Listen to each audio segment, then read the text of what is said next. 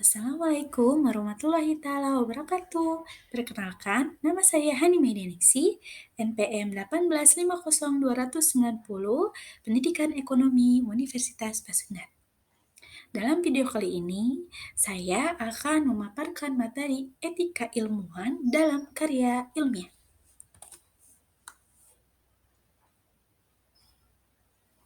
Pengertian etika secara terminologi yaitu etika adalah cabang filsafat yang membicarakan tingkah laku atau perbuatan manusia dalam hubungannya dengan baik atau buruk, menurut Rashidi tahun 2011. Sedangkan secara etimologi, etika berasal dari kata Yunani, yakni etnos yang berarti watak kesusilaan atau adat. Nah, yang ketiga, pengertian etika secara bahasa atau bahasa Indonesia, di mana kedua-duanya diterjemahkan dengan kesusilaan, yang mana etika disebut pula akhlak atau disebut pula moral.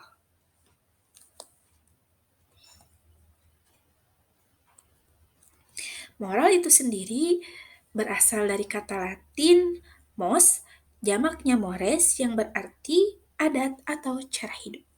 Etika dan moral sama artinya, tetapi dalam penilaian sehari-hari ada sedikit perbedaan, di mana moral atau moralitas dipakai untuk perbuatan yang sedang dinilai. Ajaran moral dan ajaran wejangan, khotbah, peraturan lisan, atau tulisan tentang bagaimana manusia harus hidup dan bertindak agar ia menjadi manusia yang lebih baik. Di mana sumber langsung ajaran moral ini yaitu dari berbagai orang dalam kedudukan yang berwenang seperti orang tua, guru, para pemuka masyarakat, pemuka agama, dan juga yang lainnya. Selanjutnya, ada etika dan ilmu, di mana menurut Sumaser tahun 1983 dalam Wicaksono pada tahun 2013 mengatakan adanya dualisme dalam ilmuwan terhadap akses ilmu dan teknologi,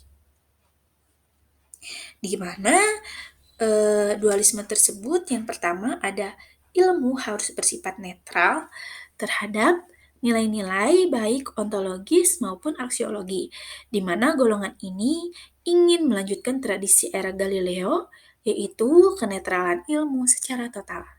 Yang kedua, ada netralitas ilmu terhadap nilai-nilai hanya terbatas pada metafisik keilmuan saja, sedangkan dalam penggunaannya pemilihan objek penelitian kegiatan keilmuan harus berlandaskan asas-asas moral untuk kebaikan manusia tanpa merendahkan martabat atau mengubah hakikat kemanusiaan.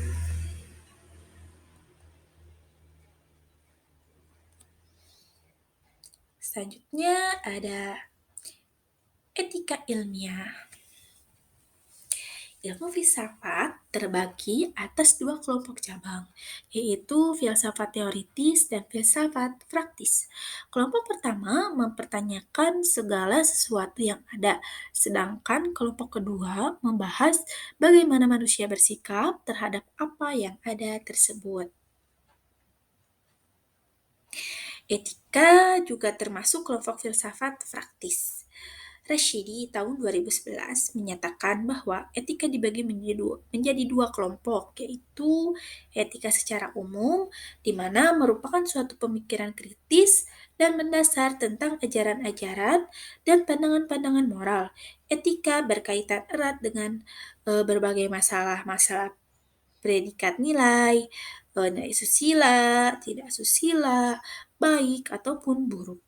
Yang kedua yaitu etika khusus, di mana etika khusus ini adalah bagaimana seseorang harus bertindak dalam bidang masalah tertentu dan bidang itu perlu ditata agar mampu menunjang mencapai kebaikan hidup manusia sebagai manusia.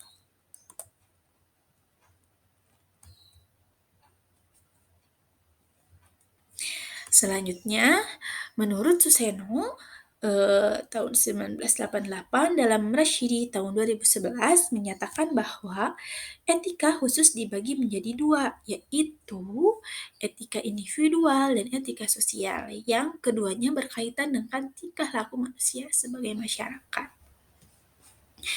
Nah, untuk membangun karakter dalam melakukan penelitian secara ilmiah, menurut Suharjana pada tahun 2011 terbagi atas 5, yaitu ada trustworthy atau di mana trustworthy ini terdiri atas kejujuran, loyalitas tinggi, menepati janji, memiliki integritas. Yang kedua juga ada menghormati orang lain, di mana kita harus selalu mementingkan kepentingan umum dibandingkan kepentingan pribadi. Selalu menerima saran dan masukan serta tidak menganggap diri sendiri ini adalah orang yang paling benar. Yang ketiga, adil, di mana kita harus selalu terbuka dan tidak memihak suatu golongan dan memiliki sikap empati terhadap sesama.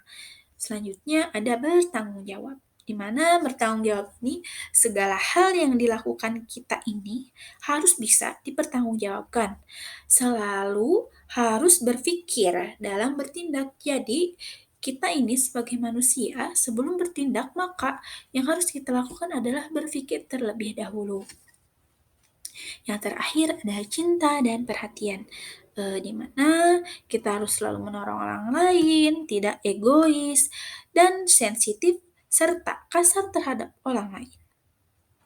Karena jika kita memiliki sifat ini juga, kita akan menjadikan orang lain itu lebih nyaman terhadap kita.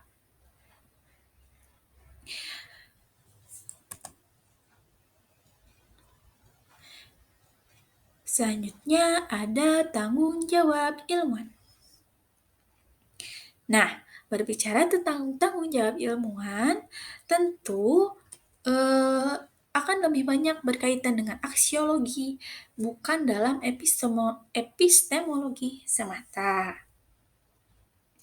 Nah, ada dua kutub berkenaan dengan aksiologi. Yang pertama, berpandangan bahwa seorang ilmuwan itu harus netral, di mana tidak ikut bertanggung jawab. Juga ia harus dituntut dalam epistemologi. Tetapi dari segi aksiologi berlepas diri. Yang kedua, bahwa seorang ilmuwan dibebani tanggung jawab hingga aspek aksiologi. Tanggung jawab seorang ilmuwan itu menyangkut tanggung jawab moral, segi profesional, dan segi moral. Di mana dengan tanggung jawab segi profesional ini adalah berkaitan dengan epistemologi, mencakup asas kebenaran, kejujuran, tanpa kepentingan langsung, menyadarkan kepada kekuatan argumentasi, berpikir rasional, objektif, kritis, terbuka, juga pragmatis. Dan pastinya harus netral dari nilai-nilai yang bersifat dogmatis dalam menafsirkan hakikat realitas. Sedangkan yang dimaksud tanggung jawab moral adalah dalam hubungan membentuk tanggung jawab sosial, yakni pada dasarnya ilmu pengetahuan digunakan untuk kemaslahatan manusia. Ilmu itu juga digunakan sebagai sarana untuk meningkatkan taraf hidup manusia dengan memperhatikan kodrat manusia, martabat manusia, dan juga kelestarian lingkungan alam. Cukup sekian materi yang bisa saya sampaikan dalam video kali ini. Terima kasih. Assalamualaikum warahmatullahi wabarakatuh.